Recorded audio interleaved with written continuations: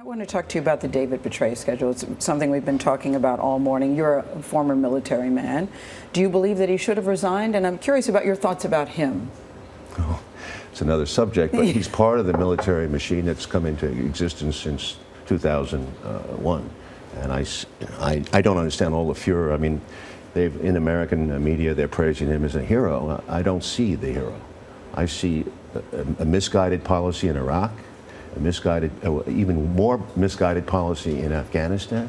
I don't think the surge worked. I think that was a lot of media hype, and I don't trust his credentials. I mean, he said he never was in Vietnam, but he made his reputation writing about counterinsurgency in Vietnam, in which his main recommendation, a military expert told me, was, you know what? Get the press on your side. That was his counterinsurgency proposal, and he's very good at that. So when he appears on Congress with I don't know if you saw the row of medals the first time he appeared. He seemed to woo the congressmen. They were falling at his feet. The military worship in this country has reached unhealthy proportions. The second time he appeared, I don't know if you saw it, but it was about this much. And the third time I saw him, it was about falling off his jacket, you know. General Marshall, by example, in World War II, one of our great leaders, rarely wore his medals in public. But why should we not honor those who fought and died for this country? At the end of the day, it's civilian leadership that sends them to war.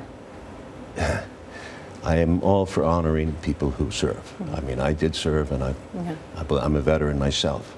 But I don't believe in false worship and hero worship and the kind of hysteria that we've seen. Petraeus has not a record of success in Iraq. More people died as a result of the surge, Americans and more Iraqis. And in Afghanistan, he's begun a policy that's essentially backfired because the drone attacks are creating more enemies for America in the future. Do you believe there was a false narrative about General Petraeus? I do. In what I believe way? he was well, I don't know how it started, but he appeared out of the blue as a magic man who was going to solve the problem in Iraq. He was announced that Is this your own opinion, or is this based on... No, it was announced that he'd reversed the tide with the surge.